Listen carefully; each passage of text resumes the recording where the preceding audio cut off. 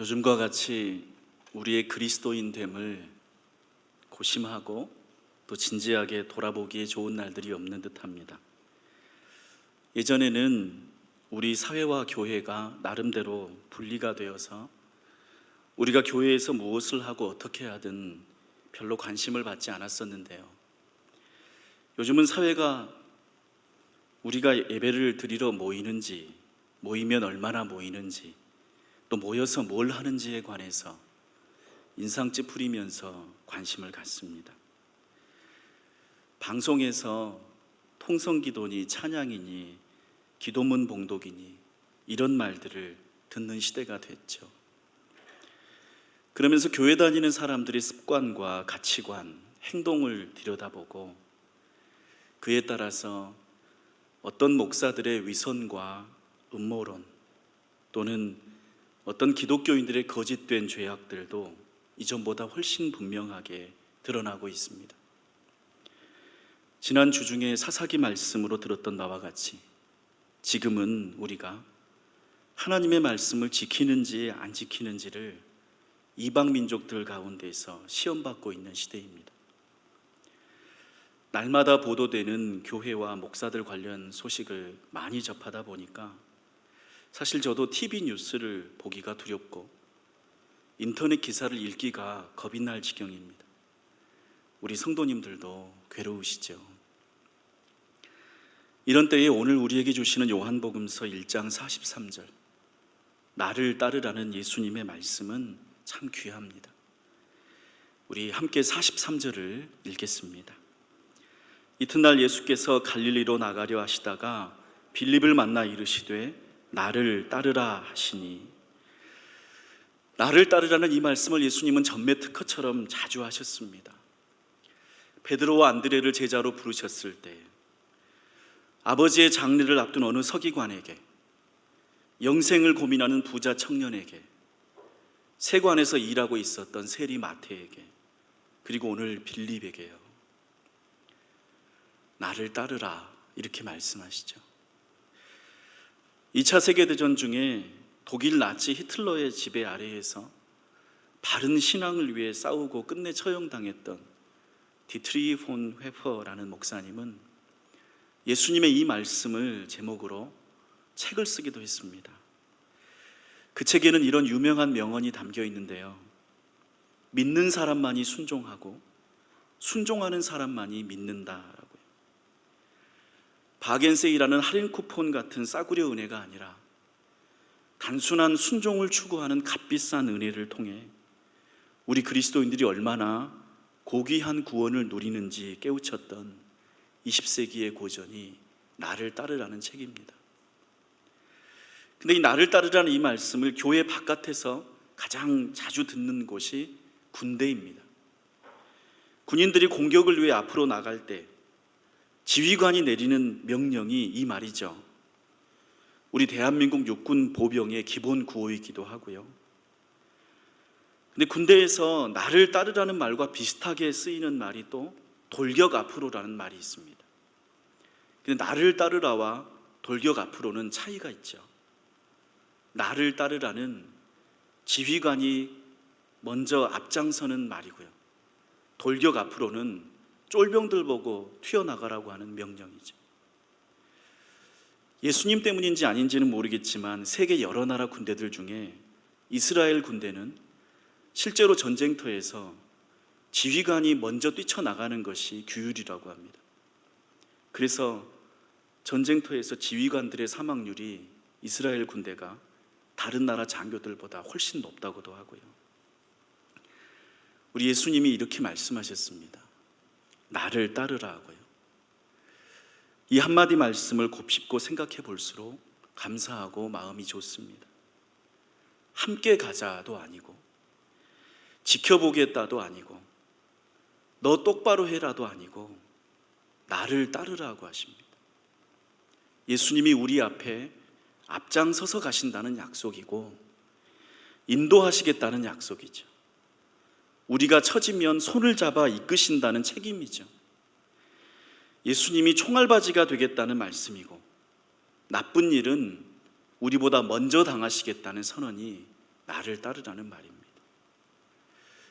그렇게 보니까 알게 된 사실이 있는데, 우리 사회가 요즘 교회를 비난하고 교인들을 미워할 때 항상 거기에는 예수님을 사기꾼이라고 모욕하는 이들이 있습니다. 인터넷 뉴스에 달린 비난 댓글을 읽으면서 이 사람들은 왜 이렇게 착하고 선하신 예수님을 욕할까 의아했는데, 지금 우리 시대에도 예수님은 우리보다 앞장서서 비난의 손가락질을 먼저 받고 계시는구나 알게 되었죠. TV 뉴스에서 교회 고발 보도를 할 때 화면에 비추는 것은 그 교회 성도들의 얼굴이 아닙니다. 그 교회 목사 얼굴도 아닙니다. 대개 십자가를 비춥니다. 본당의 십자가, 외벽의 십자가, 지붕 위의 십자가를 클로즈업해서 교회를 비난하지. 우리가 욕먹어야 되는 자리인데 거기에 예수님이 계시고 먼저 당하신다고요. 그래서 알게 됐습니다.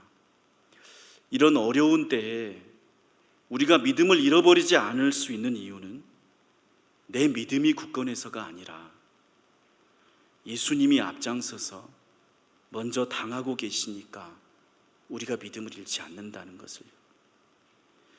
존귀한 성도 여러분, 나를 따르라 이 말씀에는 우리를 향하신 사랑이 있습니다. 말 그대로 우리는 따라가는 것뿐이죠. 나보다 앞장을 서라, 네가 욕을 먹어라, 네가 총대를 매라, 그래서 네 믿음을 증거해라, 이렇게 말씀하지 않으십니다.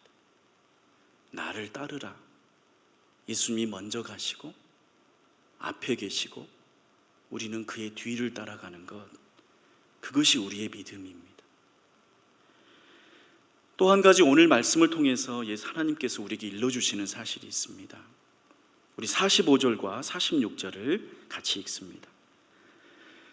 빌립이 나다나엘을 찾아 이르되 모세가 율법에 기록하였고 여러 선지자가 기록한 그 일을 우리가 만났으니 요셉의 아들 나사렛 예수니라. 나다나엘이 이르되 나사렛에서 무슨 선한 것이 날 수 있느냐? 빌립이 이르되 와서 보라 하니라. 예수님의 부르심을 듣고 예수님을 따른 빌립은 예수님 만나고 나서 마음이 기뻤습니다. 이분이 진짜 메시아구나 그런 확신이 생겼고, 그래서 자기 친구를 찾아가서 그에게도 예수님을 따르자 이렇게 소개합니다. 그런데 이 대화에서 걸림돌이 드러납니다. 나사렛 예수라는 사실이죠. 빌립이 친구 나다나엘에게 예수님을 소개할 때 나사렛 예수라고 했고, 나다나엘은 그 말을 듣더니 나사렛에서 선한 것은 날 수 없다고 나사렛을 무시합니다. 나사렛이라는 동네는 우리가 지난 마리아에 관한 설교를 통해 들었듯이 누구나 무시할 만한 동네였기 때문이죠. 로마 식민지였던 그 시대에 로마의 군인들이 주둔했던 마을이라고 했습니다. 고작 수백 명 정도 사는 작은 마을에 점령군 군대가 100명 가까이 있으니까 거기서는 아버지를 모르는 아이들이 많이 태어났고, 군인들이 행패를 부리면 막아줄 사람이 아무도 없었으니까 질서도 치안도 형편없는 곳이었습니다. 선민이라는 순혈주의를 강조하는 유대인의 입장에서 나사렛은 치욕의 마을이었습니다.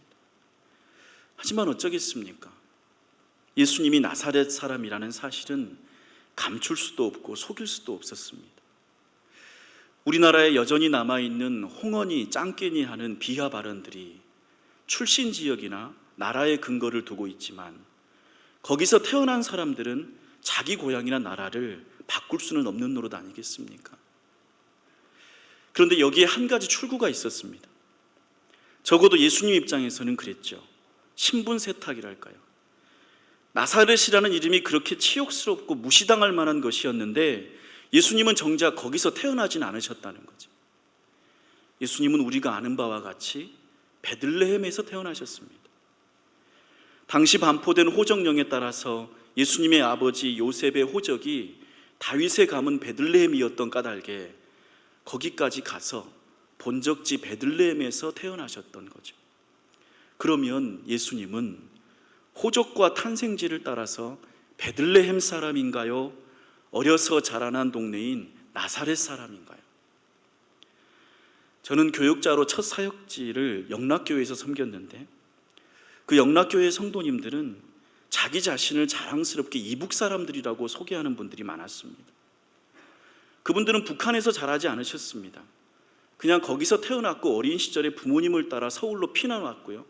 서울에서 대부분의 인생을 보내셨는데 호적과 탄생지가 이북인 까닭에 자기 자신을 서울 사람이라고 하지 않고 이북 출신이라고 했습니다. 여러분들 중에도 지금까지 오랫동안 서울에 거주하시지만 어디 사람이냐는 질문을 받으면 서울 사람이라고 하기보다는 태어난 곳을 말씀하시는 분이 많지 않으십니까? 그러면 예수님은 어디 사람이라고 해야 합니까? 나사렛도 맞고 베들레헴도 맞습니다마는 그 둘 사이에는 이미지와 선입견에서 천지 차이를 낳습니다. 나사렛이라고 하면 자동적으로 무시와 냉대를 당하는데 베들레헴 사람이라고 하면 다윗 왕의 후손이 되어서 저절로 어깨가 으쓱해지는 거죠.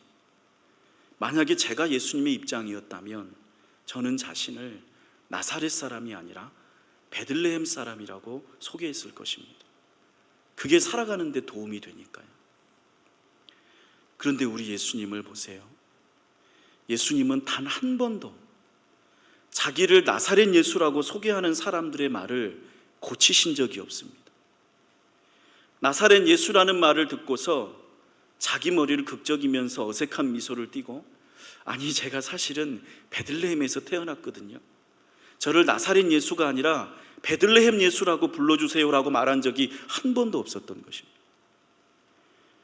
나사렛 예수가 아니라 베들레헴 예수라고 알려졌다면 다윗 왕가의 후손이자 메시아로서 사람들에게 훨씬 더 친근감과 신뢰감을 줄 수 있었는데도 말이죠. 그러면 우리는 나사렛 예수라는 말에서 예수님에 관해 무엇을 알게 됩니까? 우리가 예수님을 따른다고 할 때 우리는 예수님의 무엇을 따르는 것입니까? 자기 자신을 포장하지 않는 거죠.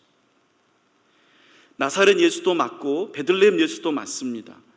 그 중에서 예수님은 나쁜 쪽의 이름을 가졌습니다. 물론 예수님이 그쪽을 더 선호해서 직접 선택하지는 않으셨어요.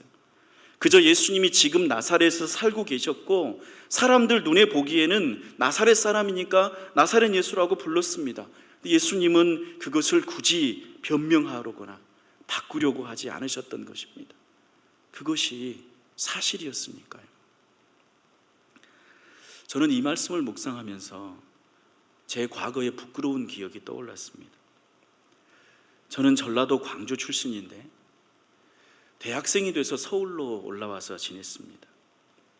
근데 서울에 와서 보니까 제가 다니던 학교 같은 과 친구들이 너무 대단한 집안이 많은 거예요. 아버지들이 국회의원이고 청와대 비서실장이고 대기업 창업주고 그랬습니다. 압구정동에 살고 청담동에 살고 부유하더라고요. 제가 어느 날 그냥 친구라고 해서 친구 집에 놀러 갔더니 그 집은 한강이 내려다보이는 아파트더라고요. 저는 그때 처음 그런 아파트가 있는 줄 알았습니다. 근데 그 친구들에 비해서 저는 평범한 지방 출신이었는데 그래서인지 제 자신을 솔직하게 드러내고 싶지 않았습니다. 기죽지 않기 위해서 더 똑똑한 척하고 나름의 세계가 있는 것처럼 행동했습니다. 하지만 대학을 졸업하고 시간이 흐르고 뒤돌아보니까 그때 만약 제가 더 진실하고 솔직했더라면 그리스도인으로서 복음을 더 많이 전할 수 있었겠다는 부끄러움과 후회가 남습니다. 제 자신이 뭔가 있는 척, 제 자신이 그렇지 않은 척하고 가면을 쓰고 저를 높이려다 보니까 예수님에 관해서조차 쉽게 친구들에게 말하기가 어려웠던 거죠. 우리는 평가받고 비교하기를 즐기는 사회에서 살고 있습니다. 지난 수십 년간 우리나라는 고도의 성장을 했고 사람들의 빈부격차는 심해졌습니다. 그와 함께 우리나라의 교회들에도 성공주의라는 왜곡된 복음이 퍼졌습니다. 남들보다 잘 살고 남들보다 건강하고 남들보다 유명해지면 그것이 하나님의 축복을 받은 증거라고 말했습니다. 그러다 보니 몸이 아프면 그거는 죄를 지어서 벌을 받은 거고 가난하면 그거는 믿음이 부족해서 축복을 받지 못한 거고, 자녀들이 형통하지 않으면 내 기도가 부족한 탓이라는 부작용도 생겨났습니다. 축복을 더 많이 받아야 믿음이 더 좋은 것이라는 생각은 점차 우리 신앙인들을 위선적으로 이끌어갔습니다. 왜냐하면 실제로 누리는 부유함과 권세보다 더 많은 것을 보여주어야 교회에서 다른 성도들에게 믿음이 좋다고 인정을 받을 수 있었으니까요. 그래서 한때는 누가 모피코트를 입고 교회를 오느냐, 누가 명품 가방을 들고 교회를 오느냐, 누가 주차장에 외제차를 주차하느냐가 신앙의 척도로 사용되기도 했습니다. 일부 목사님들도 거기에 편승했죠. 교회가 커지면 스포츠카를 타고 수십억의 전별금을 받고 하나님의 말씀을 전해야 될 강단에서 정치적인 발언과 개인적인 편견을 서슴지 않고 말하는 자고한 모습들의 목회자. 그 결과 많은 진실한 신앙인들이 상처를 받았고 교회의 겉모습에 실망했습니다. 목사님들이 설교하는 부흥과 교회 건축이 과연 정말로 하나님을 위한 것인지 우리는 의심하게 되었죠. 그러나 오늘 말 예수님을 보십시오. 어쩌면 너무나 사소한 것이지만 예수님은 기꺼이 나사렛 예수라고 불리기를 아무렇지도 않게 받아들였습니다. 그것은 전도에 좋지 못하다. 여기 46절을 봐라. 나사렛이라고 하니까 나다나엘도 예수님을 무시하지 않느냐. 그러니까 전도를 위해서 나사렛 예수라고 부르지 말고 베들레헴 예수라고 불러다오. 이렇게 합리화하지 않으셨습니다. 우리는 예수님을 따르는 그리스도인으로서 얼마나 자주 이런 합리화를 합니까? 전도를 위한다면서, 복음을 위한다면서 얼마나 불필요한 일들을 벌입니까? 사회의 건축법을 어기면서 불법으로 교회 건축을 하고 그것이 성도들의 헌금을 덜 쓰는 길이니 좋다고 합리화하는 어떤 교회의 소식을 들었을 때 그것은 너무 부끄러운 일이었습니다. 전도를 위한다면서 학생들에게 상품권을 남발하는 교회에서 우리 미래가 무너지는 것을 보았습니다. 10,000원짜리 문화상품권을 받으려고 교회에 온 중고등학생들은 과연 교회를 어떤 것으로 기억하겠습니까? 나사렛 예수와 베들레헴 예수, 우리는 그 중에서 나사렛 예수라고 불리었던 예수님을 따릅니다. 마태복음서 2장 23절은 예수님이 왜 나사렛에서 자라셨는지를 설명합니다. 제가 읽어드리죠. 나사렛이란 동네에 가서 사니 이는 선지자로 하신 말씀에 나사렛 사람이라 칭하리라 하심을 이루려 함이러라. 그런데 이 구절의 문제는 구약 성경의 선지자들 중에 어느 누구도 나사렛을 언급한 적이 없다는 점입니다. 왜냐하면 나사렛이라는 마을은 구약의 선지자들이 활동하던 시대에는 아직 생겨나지도 않았으니까요. 구약 성경을 마지막으로 남겼던 최후의 선지자를 말라기라고 합니다. 그런데 그분이 활동했던 시대가 주전 4세기입니다. 그리고 나사렛이라는 동네가 생겨난 때가 그로부터 200여 년이 지난 주전 2세기입니다. 고고학 자료에 따르면 주전 2세기에 바벨론과 페르시아에 살던 유대인들을 이스라엘 땅으로 강제 이주시켜서 조성한 동네들 중에 하나가 나사렛이었습니다. 그러면 마태복음서는 거짓말을 하는 걸까요? 아닙니다. 마태복음서 2장은 이사야서 11장 1절의 근거를 둡니다. 이새의 줄기에서 한 싹이 나며 그 뿌리에서 한 가지가 나서 결실할 것이요. 메시아에 관한 이 예언에서 가지라고 하는 말은 이새의 줄기에서 그 뿌리에서 한 가지가 나서 결실할 것이라는 말에서 이 가지라는 말이 히브리어로 넷제르라고 하는데 이 넷제르가 나사렛이라는 마을의 이름이 됩니다. 예수님은 다윗의 아버지 이새의 뿌리에서 나온 가지요, 결실할 가지라는 예언을 이루기 위해서 그 나사렛이라는 동네에 가서 사셨던 것입니다. 나사렛이라는 마을이 환경이나 경치가 좋아서가 아니라 자녀 교육을 위한 학군이 좋아서가 아니라 앞으로 집값이 많이 오를 부동산 입지가 좋아서가 아니라 그냥 단 하나의 이유, 구약 성경의 예언을 따라서 하나님의 말씀을 이루기 위해서 예수님의 가족은 나사렛에서 살았던 거죠. 그래서 얻은 이름이 나사렛 예수였습니다. 하나님의 말씀을 따라서 얻은 이름이니까 예수님은 그 이름을 부끄러워하지 않았던 것입니다. 존귀한 성도 여러분, 우리는 예수님을 따르는 그리스도인입니다. 베들레헴 예수라는 좋은 이름 대신에 나사렛 예수라는 이름을 받아들인 그 예수님을 따릅니다. 나사렛에 대한 세간의 나쁜 소문과 베들레헴에 대한 사람들의 좋은 평가를 두고 예수님은 저울질하지 않으셨습니다. 베들레헴에서 태어났지만 나사렛에서 자라고 생활했으니까 사람들이 나사렛 예수라고 부르도록 내버려 두었습니다.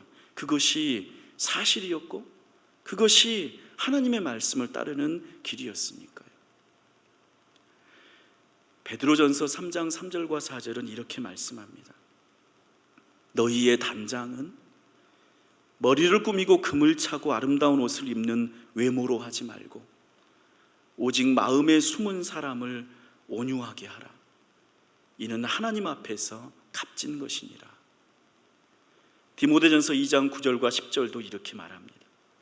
소박함과 정절로서 자기를 단장하고 따은 머리와 금이나 진주나 값진 옷으로 하지 말고 오직 선행으로 하기를 원하노라. 이것이 하나님을 경외한다는 자들에게 마땅한 것이니라. 누구나 싫어했고 심지어 복음 전파의 방해물이 되기까지 했던 나사렛 예수라고 불리기를 마다하지 않은 예수님에게서 우리는 하나님 앞에서 값진 것을 봅니다.